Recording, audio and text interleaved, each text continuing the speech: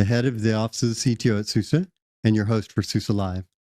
Today, I want to start with a blunt question. Are you in control of your IT roadmap? Or perhaps is a vendor's agenda setting your roadmap? Think about it. Vendors have made a number of changes the last few years that have limited your flexibility and limited the choices that you make. So are you setting up your roadmap to be an example of success? Or are you a warning for the cost that is hidden in vendor lock-in? Joining me today is Jeff Price, North America's field CTO, and he has been writing a series of blogs on transformation, vendor lock-in, etc. And today we want to tackle that question on vendor lock-in. Jeff, welcome. Hey, Brent. Good to be here again. Absolutely. It's good to talk to you. So, read your latest blog, and I would like your analogy that you kick off with. You know, the high-rise building owned and governed by one vendor that owns the elevator system, and the lock-in that causes for residents, for the operators, etc. Why don't you give us some examples on how this translates to an IT organization, the things that they should be watching out for, that to keep an eye out on how this vendor lock-in may be influencing their contracts, their IT stacks, or even their talent strategy as they're going forward, and how that might impact.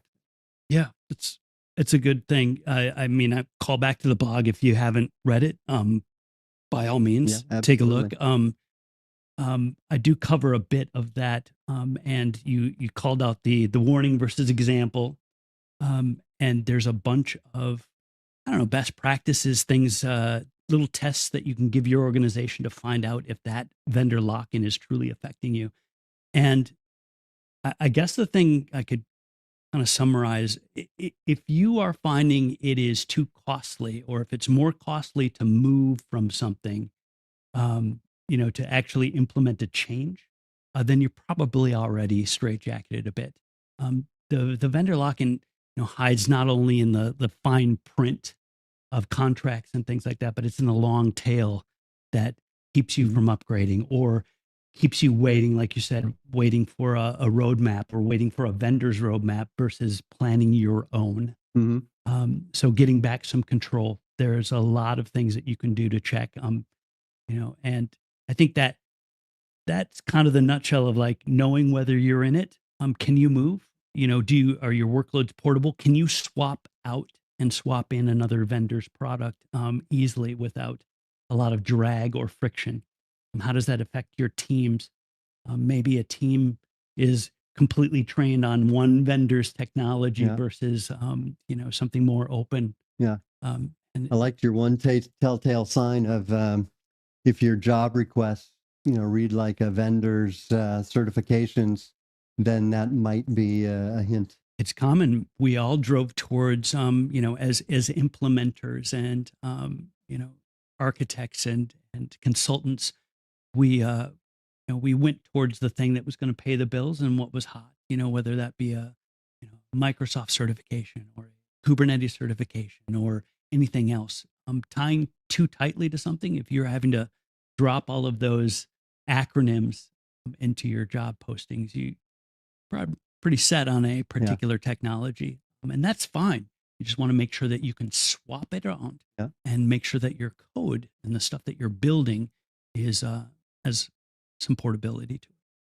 So you have another good quote in there that says, a lot of companies claim to be open, but marketing claims are just that, right? They're just claims. What are some tangible asks, requirements that IT executives can make of their vendors, their partners, and even their own team members to help ensure that they're not getting locked into a specific implementation or technology stack, and retain some degree of independence and flexibility in how they move forward? Yeah, that again is about portability. You want to kind of build your applications now, not just in a cloud native way, but you want to, focus on those things that really save you from frictions. You want to be able to make sure that that code is also portable. And you might say, well, that's containerization. That's native to a cloud made. There are a lot of hooks and pieces into infrastructure that might make it less portable. That is a good path to go down to see, hey, okay, my code can be deployed over here, but actually this storage or that kind of virtualization is keeping me from being as flexible or reducing my costs.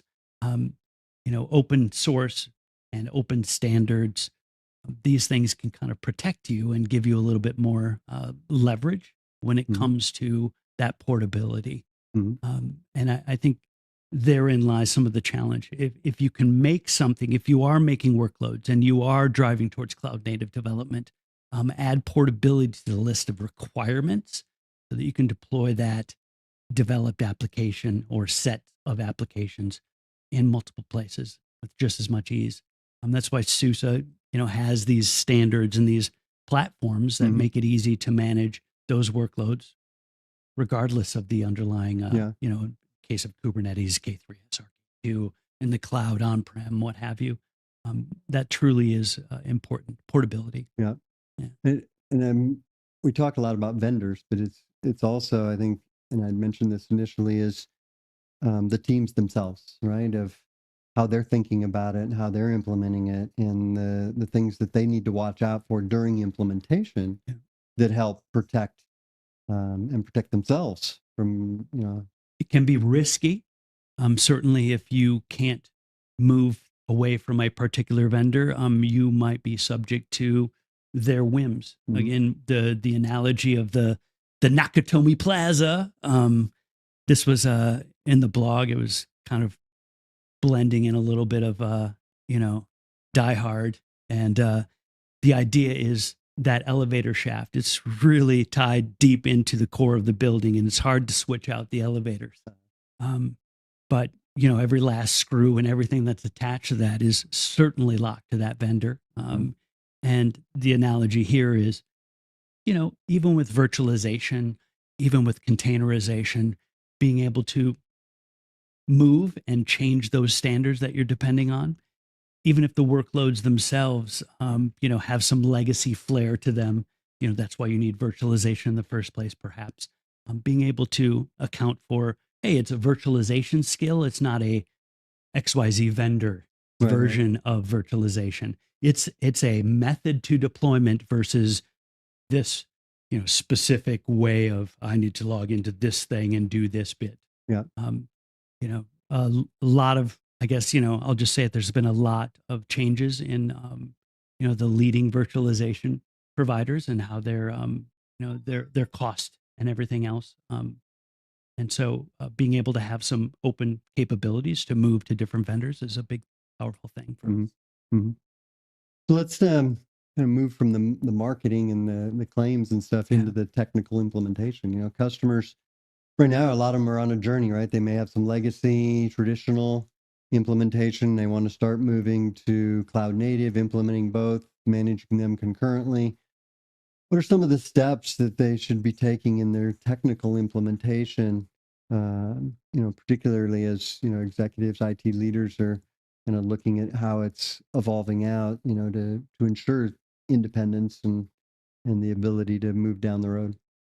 I think the important part is to start with a project that is important yet small enough to shrink the timeframes for delivery and maximize the opportunity of success and minimizing the risk. Establishing and putting together the right teams. You talked about the skill sets that go with them.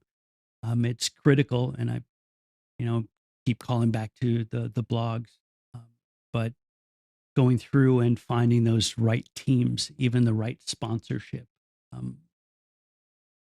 The next blog is going to talk about being able to get executive sponsorship for some of these efforts, but the steps to success and evaluating the vendor lock-in is basically do an audit. Do these little tests to say, hey, can I swap this particular technology or this particular vendor out for another? Start with a small winnable situation where you can get that expertise and snowball the success. There's a lot to having an executive sponsor, one that can sign up for the appropriate parts and give their backing for it. Executive sponsorship could be a multi-team or a multi-sponsored effort for a larger project. So start with the small ones, build consensus, find those bits that you can move successfully, and always point towards open source as a North Star. It seems to be doing well across the board. If you look at AI workloads and everything else, these are predominantly containerized deployments, things that can be modified, things that are portable, things that have that consistency yet the loosely coupled nature. Certainly, as models, we've seen them; they're improving on the daily, and being able to loosely couple those AI workloads so that you can replace a new one. It could be with clouds or containers as well, right? Hey, can you test this in 2 clouds? Just to make sure that there's not anything kind of latent locking into one particular one, or a container cloud native application and running it in 2 environments just to test it out. Yeah, even there are like legislation. There's actual compliance requirements in Europe, and I expect them to follow in the U.S. as well. DORA's one that says, hey, if you are tying to these multi-vendor approaches, you're going to have to restore and modify your practices so that you can do a restore and hit your restore time objectives even on another vendor. That portability again is now being almost mandated. Yeah. And being able to have your infrastructure and all of your designs, your orchestration, all of that be as much as code. Those cloud native approaches are really how things are done now, and being able to test that out. And I think the legislation is, with a compliance requirement around DORA is really about, hey, if you're dependent on another third-party vendor and that third-party vendor goes away, and it impacts the way you're doing business with your customer base, well, you have to be able to prove out that you can get back up and running to provide service within a reasonable time frame to those customers that you've signed up or you are offering your services to. Okay. Very good. Let's move to the why. Yeah. Right. It's really about business results and tangible metrics, etc. Right. So let's talk a little bit about, what's the return on this, where, from a operational efficiency, a cost, back to the regulatory, etc. What are some benefits that IT leaders can expect by remaining and ensuring a degree of portability and openness in their implementations? So I'll start with I'll just kind of give a few examples, and then I can kind of, there's a customer that we've helped that has realized a significant amount of savings by switching to open source and our solutions. But the top one is, we touched on it earlier, driving down the risk. If it's the very least thing, adopting an open source or adopting even an alternative vendor gives you leverage. If a company that you're doing business with and you're very heavily vested in their solutions decides to switch it up, or there's a acquisition or a merger of some sort causing a price methodology and philosophy that's different, could you be subject to a considerable amount of increase in costs? Absolutely. Driving down your risk means, hey, let's find alternative solutions. Let's right cloud or right size or right whatever the workload, and split it up. Let's evaluate some of our workloads for placement across a variety of infrastructure providers. Diversification in the cloud is a thing. not only, you know, now mandated by the likes of, you know, DORA and things like that, but in the past couple of years in meeting with customers, this diversification has been, again, just to get leverage on costs and be able to, you know, say, hey, you want to increase your cost? Sure. Well, I can also deploy my workloads because they're portable, because they're, you know, able to be multi-vendor. I can move them over here. And, you know, again, worst case, you've got some leverage against those pricing increases. On the best case, you're actually evaluating your organization to become more, you know, less burdened by friction. Being able to route those cost savings into innovation. One of the bigger challenges is, you know, transformations that overlap. We talked about that last time. Right now with AI and all of these other things trying to move the needle and people trying to build these things very, very rapidly to realize internal gains, there's a lot of need for redirecting budgets that people hadn't budgeted for.